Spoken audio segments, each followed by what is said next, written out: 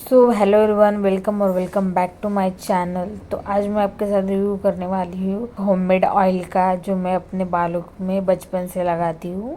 मेरी दादी हमेशा ये ऑयल बना के रखती थी एंड हमारे सबके बालों में लगाती थी, इसलिए मैं आपके साथ आज वो हेयर ऑयल शेयर करने वाली हूँ।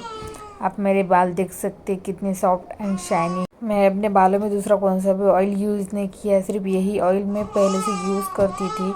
पर डिलीवरी के बाद मुझे ऑयल करना पॉसिबल ही नहीं हो रहा था, और पोस्टमार्टम डिलीवरी की वजह से मेरे बाल भी बहुत झड़ रहे थे एंड मैं सिर्फ बालों में कोकोनट ऑयल ही लगा रही थी, पर भी कुछ यूजेस नहीं हो रहे थे। तो मैंने सोचा क्यों ना एक बार वो हेयर ऑयल बना लिया जाए। तो मैं वो हेयर ऑयल बनाने के बाद मेरे बाल फिर से झड़ना कम हो गए एंड सॉफ्ट एंड शाइनी लग रहे हैं। जितने भी हेयर के प्रॉब्लम होते ना, उस हेयर ऑयल से एकदम कम हो जाते। डैंड्रफ कम हो जाता है, हेयर फॉल कम होता है, इचीनेस कम होती है एंड फंगल इन्फेक्शन भी होता है हेयर में, वो भी चला जाता है। मैंने इसमें ऐसे कुछ इंग्रेडिएंट डाले हैं जो बालों को एकदम सॉफ्ट, स्मूथ एंड शाइनी बनाता है एंड आपके बालों को बढ़ाने में मदद करता है। तो ये है वो इंग्रेडिएंट्स। आप इसको घर पर एक बार बना के रख सकते हैं एंड वो भी बहुत बड़ी बोतल में। मैं भी ऐसे ही करती हूँ एंड इसको हमेशा कांच के बोतल में भरना पड़ता है, वरना ऑयल आपका ख़राब हो सकता है। इस इंग्रेडिएंट में सभी यूज़फुल है एंड इम्पॉर्टेंट है। आप इसमें कोई भी स्किप मत कीजिए। आप मेरे बालों की लेंथ भी देख सकते हैं, पहले बहुत कम हो रही थी, अब बहुत जल्दी से बढ़ने लगे हैं एंड मेरे बाल बहुत ही पहले से ही थोड़े से पतले हैं, इतने भी मोटे नहीं है। पर हाँ, मेरे बालों की लेंथ अब बढ़ती जा रही है। तो मैं इससे बहुत खुश हूँ कि मैंने ये फिर से ऑयल बनाया है एंड यूज़ करना स्टार्ट किया है। मेरे बालों का आप शाइन देख सकते हैं कि कितना प्यारा हो रहा है। मैं सिर्फ शैम्पू को एक बार ही यूज़ करती हूँ, बार बार शैम्पू लगाने की मुझे कोई ज़रूरत नहीं पड़ती एंड मैं अपने बालों में से ऐसे हाथ निकालती हूँ ना, तो एक भी मेरा बाल झड़ता नहीं है। आप देख सकते हैं कि कितनी स्मूथली मेरे बाल एकदम अलग अलग हो रहे हैं।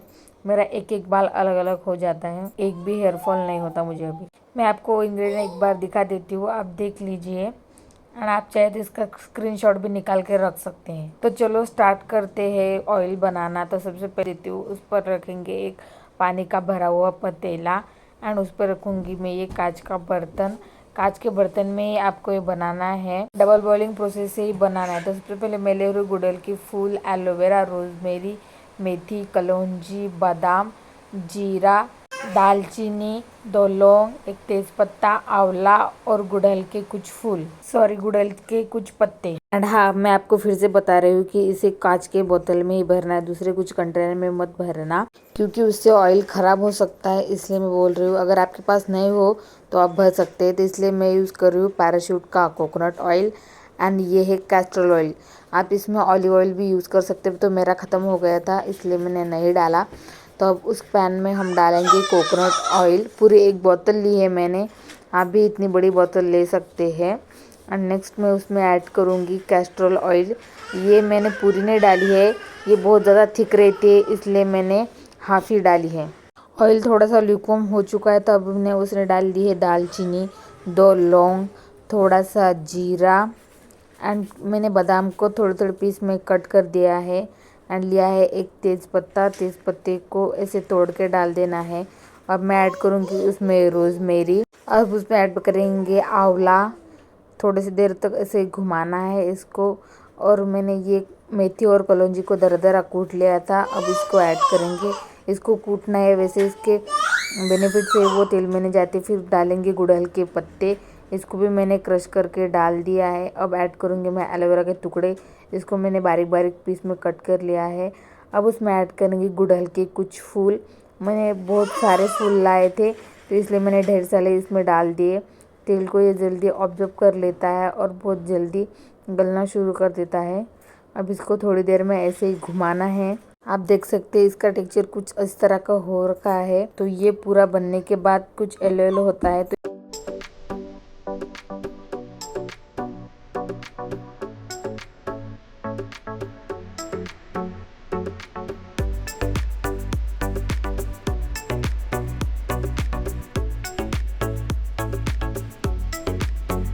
अब ये बन के रेडी हो चुका है। इसको ऐसे रात भर के लिए ऐसे रखना है।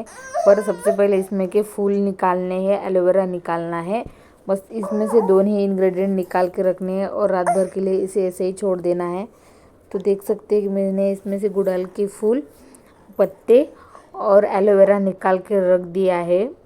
इसके वजह से क्या होता है, वो ऑयल ख़राब हो सकता है, इसलिए वो निकाल के रखना पड़ता है। और अब इसे ढक्कन लगाकर रात भर के लिए ऐसे ही छोड़ देंगे। नेक्स्ट डे आप देख सकते हैं कि ऑयल का कलर येलो हो चुका है। इसका मतलब ऑयल ने सब इंग्रेडिएंट को एकदम सोक कर लिया है, इसलिए इसका कलर येलो हो चुका है। एंड अब इसको छान के अच्छी तरह से एक कांच के कंटेनर में भर देना है। तो उसमें आप दालचीनी, लौंग, तेज पत्ता और रोजमेरी की कुछ लीव्स और कलौंजी एंड मेथी दाना इसमें भर के रख सकते हैं, उससे ऑयल ख़राब नहीं होता। आई होप ये वीडियो आपके लिए हेल्पफुल रहा होगा। Okay bye.